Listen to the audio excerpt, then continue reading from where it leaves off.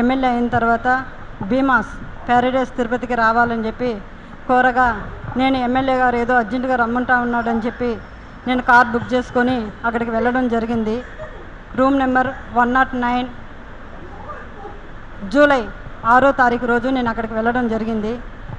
అక్కడ ఎవరూ లేదు, ప్రశాంతంగా ఉండింది. ఎమ్మెల్యే గారు మాత్రమే రూమ్లో ఉన్నారు. నేను వెంటనే రూమ్లోకి వెళ్ళడం, నా పైన బలాత్కారానికి పాల్పడిన తర్వాత నేను అతనికి లొంగిపోవడం జరిగింది. జరిగిన తర్వాత ఈ విషయం ఎక్కడైనా బయట చెప్పావంటే నేను చంపేస్తాను, నీ కుటుంబాన్ని చంపేస్తాను అని చెప్పి బెదిరించడం జరిగింది. అందువల్ల నేను ఎవరికి చెప్పుకోకుండా నేను సైలెంట్గా ఉండిపోయాను. మళ్ళీ ఇంకొకసారి ఫోన్ చేసి నువ్వు కానీ రాలేదంటే నేను మళ్ళీ నీ కుటుంబాన్ని, నీ భర్తని చంపేస్తానని చెప్పి నన్ను బెదిరించడం జరిగింది. బెదిరించడం ద్వారా నేను మళ్ళీ అక్కడికి భీమాస్ ప్యారడైస్కి వెళ్ళడం జరిగింది. వెళ్ళిన తర్వాత నేను పూర్తిగా ఆయన్ని అవాయిడ్ చేస్తూ వచ్చాను. నేను అవాయిడ్ చేశానని తెలుసుకున్న అతను నాకు పదే సైకోలాగా నిమిషానికి ఒకసారి ఫోన్ చేయడం జరిగింది. అది గుర్తించిన నా భర్త, ఎమ్మెల్యే నీకు ఎందుకైతే ఎన్నిసార్లు కాల్ చేస్తున్నాడని చెప్పి నా మొబైల్ ఇంచేసి నన్ను కొట్టడం, నన్ను బెదిరించడం చాలా చేశాడు. చేసిన తర్వాత నేను ఆ బాధను భరించలేకుండా నాకు జరిగిన బాధని నేను ఆయనతో వివరించడం జరిగింది. వివరించినప్పుడు నా భర్త, ఇలానే నీకే జరిగిందా, చాలామందికి జరిగిందా అన్నప్పుడు, చాలా మహిళలు, గవర్నమెంట్ ఎంప్లాయీస్ కూడా ఉన్నారు ఇందులో, మహిళలు చాలామంది బలైపోతున్నారు చెప్పాను. నేను చెప్పినప్పుడు ఆయన సూచించాడు నన్ను, చాలామంది మహిళల్ని కాపాడుకొని మనం బ్రతకాలి, మనం కాపాడుకోవాలని చెప్పి ఆయన నాకు ఒక పెన్ కెమెరాని అరేంజ్ చేసి ఇవ్వడం జరిగింది.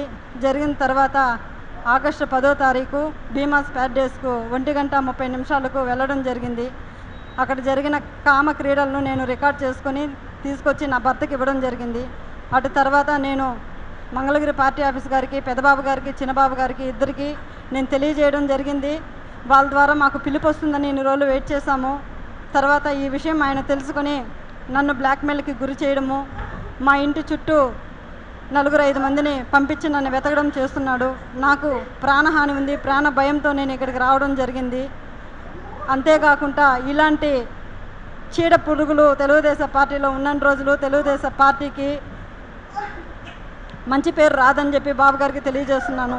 అయ్యా బాబుగారు, నేనేదో తెలుగుదేశం పార్టీని కించపరచాలని చెప్పి నేను ఇక్కడికి రాలేదు. అతని వల్ల నాకు ప్రాణహాని ఉంది, నన్ను నేను కాపాడుకోవాలని చెప్పి నేను ఇక్కడికి రావడం జరిగింది. ఇతన్ని కానీ మీరు వెంటనే సస్పెండ్ కానీ చేయలేదంటే నాలాంటి అమ్మాయిలు, చాలామంది మహిళలు శీలాన్ని కోల్పోయి బయట రాలేకుండా కుంగిపోతూ ఉన్నారు.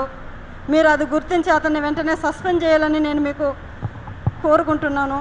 అంతేకాక మీరు కానీ సస్పెండ్ చేయలేదు, నేను, నా భర్త, నా పిల్లలు ఆత్మహత్య చేసుకొని చనిపోతాము మంగళగిరి పార్టీ ఆఫీస్ ఎదురుగా అని చెప్పి నేను మిమ్మల్ని కోరుకుంటున్నాను. శరణు మహాప్రభు చంద్రబాబు నాయుడు గారు, మాకు మీరే దిక్కు శరణు బాబు అని కోరుకుంటున్నాను.